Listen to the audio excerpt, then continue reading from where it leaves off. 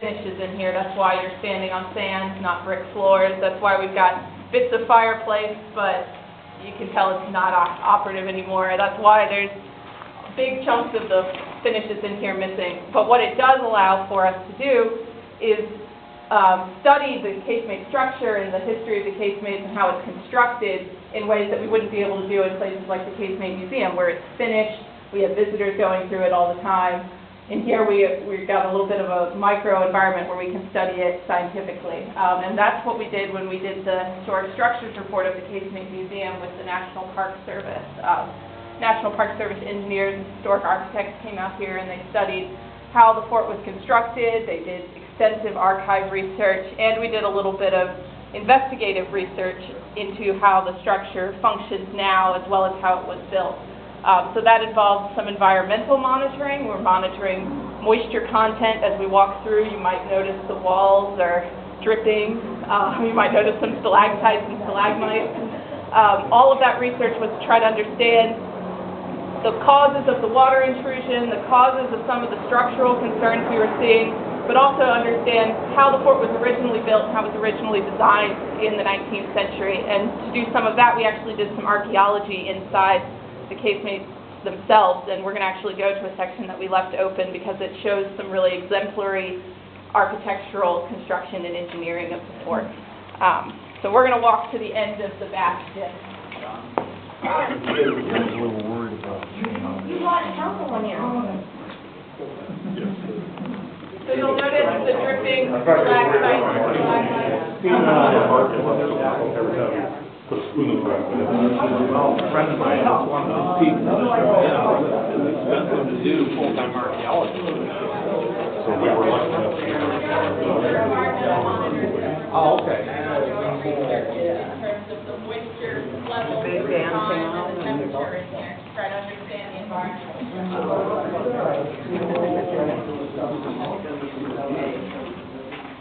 It's the mortar eroding, so it's the line and the mortar dripping through.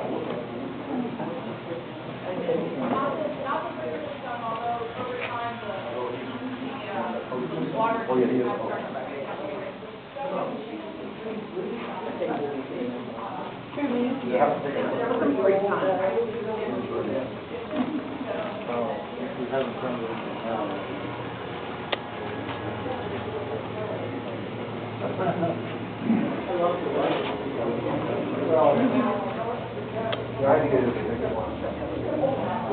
my wife put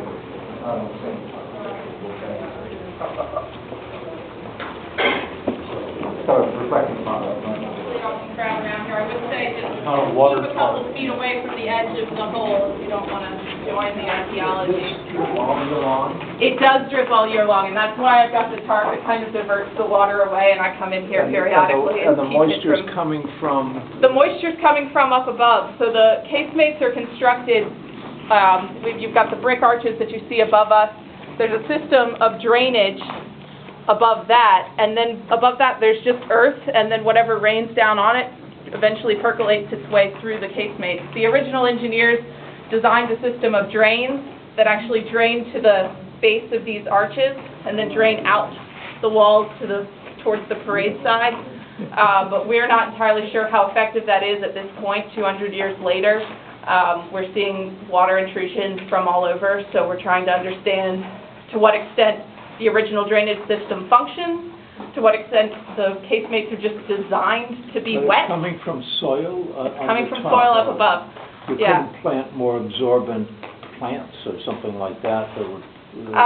We've looked into a lot of different solutions. Casemates and forts across the country have come up with a variety of solutions, some as extensive as removing all the soil up above and putting waterproof membranes up and then filling it all back in. But that comes into the question of archaeology and preservation, because all the soil that sits up above us, just like all the soil that sits down below us, is archaeologically important and represents our history.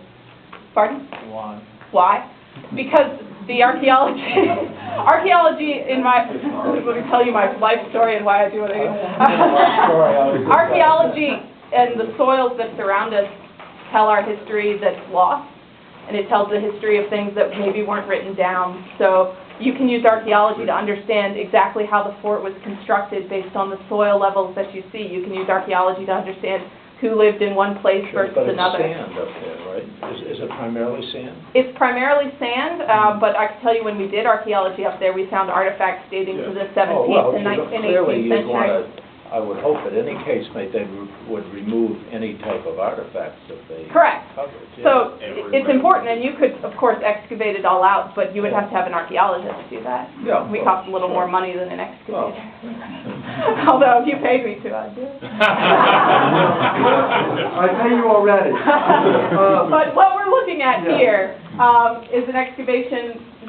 We're trying to understand certain specific elements of the fort construction here. And if you notice, where we're standing is actually where the intersection of the bastion meets its apex, so where the 2 points meet.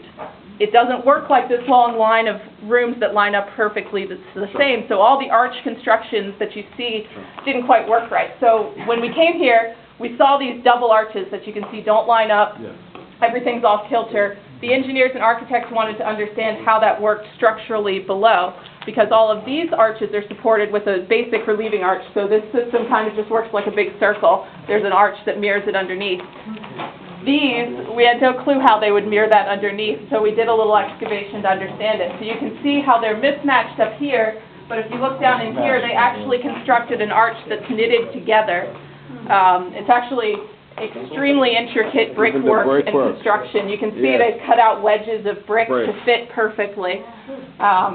So it kind of shows you the exemplary engineering that had to go about that. They had to build this with all this beautiful brickwork before they could build any of this, and then they covered it right back up. So is that just cosmetic or mechanically, does that really? That's how it's designed to function. We think it's a little bit of both. You can imagine the bricklayers are here to do their job. Beautiful work, but why do it ugly when you can do it perfectly like that?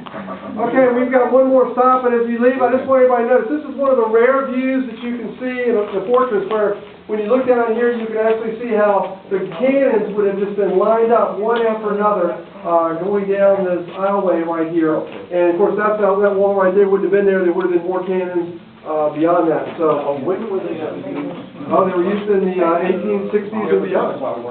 Until actually 30s, actually, because it was finished in 1834, so It's considered 1830s, an archaeology Civil War, site, yeah. there would have been cannons in here defending the We